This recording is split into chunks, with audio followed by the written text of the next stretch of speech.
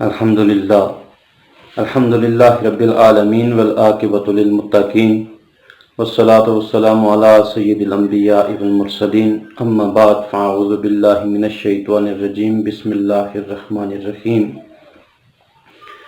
بعد از حمد و صلوات 26 رمضان المبارک،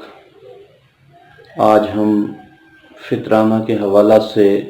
گفتگو سننے سنانے کی سعادت حاصل کریں گے۔ اللہ رب العزت سن کر عمل پر ہونے کی توفیق عطا فرمائے۔ صدقہ فطر ہر صاحب نصاب مسلمان پر واجب ہے، جس کے پاس اپنی ضروریات اصلیہ کے علاوہ 52.5 تولے چاندی کی مقدار مالیت، ساز و سامان تجارت یا کوئی دیگر اس کے پاس چیز ایسی موجود ہے تو اس پر صدقہ فطر واجب ہو جاتا ہے۔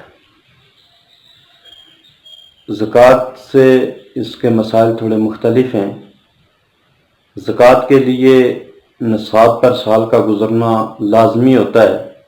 جبکہ صدقہ فطر میں سال کا گزرنا لازم نہیں ہے، اور اسی طرح اس میں عاقل اور بالغ ہونے کی شرط بھی ہے، جبکہ صدقہ فطر میں عاقل بالغ ہونے کی شرط نہیں ہے۔ اگر 1 دن کا بچہ بھی ہے تو اس پر بھی صدقہ فطر واجب ہوتا ہے، اور صدقہ فطر 1 شوال صبح صادق کے طلوع ہونے کے ساتھ واجب ہوتا ہے، اور جو بچہ اس صبح پیدا ہوتا ہے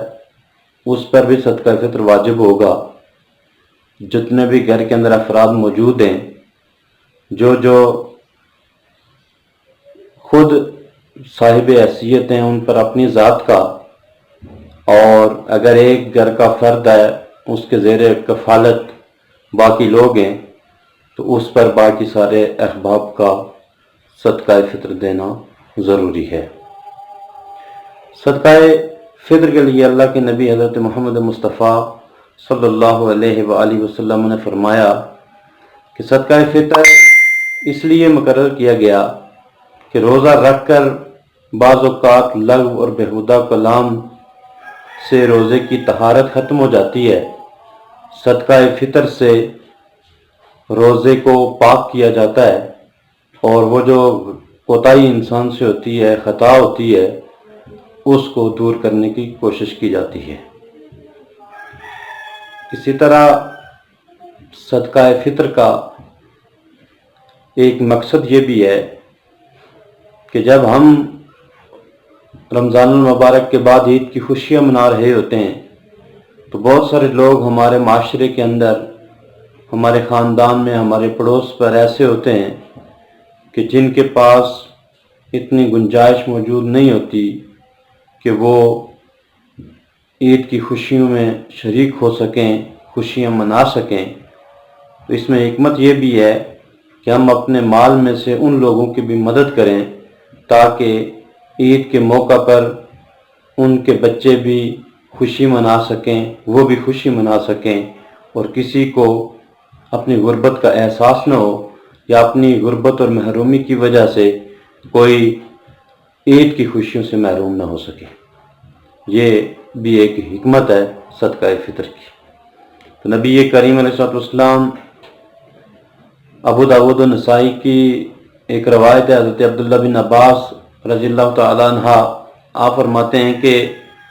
رمضان المبارک میں نبی کریم علیہ السلام نے فرمایا کہ رمضان المبارک میں اپنے روزے کا صدقہ ادا کیا کرو۔ اس صدقہ کو نبی کریم علیہ السلام نے مقرر کیا، اور اس کی مقدار 1 سا کھجور یا نصف سا گندم ہے۔ اس میں ایک بات کا خیال رکھنا بہت ضروری ہے کہ اللہ رب العزت نے جس کو جتنی گنجائش اور جتنی حیثیت دی ہے اس کے مطابق وہ صدقہ فطر ادا کیا کرے، اور اتنی ہی زیادہ اسے برکات بھی نصیب ہوں گی، مال کی تطہیر بھی ہوگی، روزے کی قبولیت بھی ہوگی، اور اس میں غربا اور مساکین کی مدد کا پہلو بھی زیادہ اجاگر ہوتا ہے۔ ہمارے علاقے میں صدقہ فطر کی مقدار 100 سے 125 روپے مقرر ہے، اور یہ گندم کی اور اس کے آٹے کی قیمت کے حساب سے ہے، اور اگر کوئی شخص اس سے زیادہ گنجائش رکھتا ہے تو اسے کھجور کے قیمت کے اعتبار سے صدقہ فطر ادا کرنا چاہیے، اور اگر کوئی اور اس سے بھی زیادہ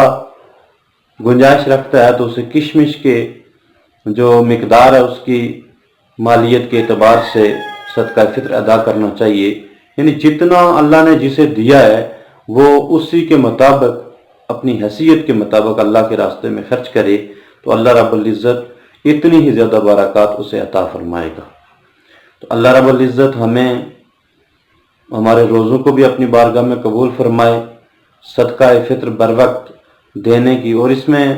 بہتر یہ ہے کہ ہم عید الفطر سے پہلے رمضان میں ہی لوگوں کو، جو مستحق لوگ ہیں ان کو صدقہ فطر دے دیں تاکہ وہ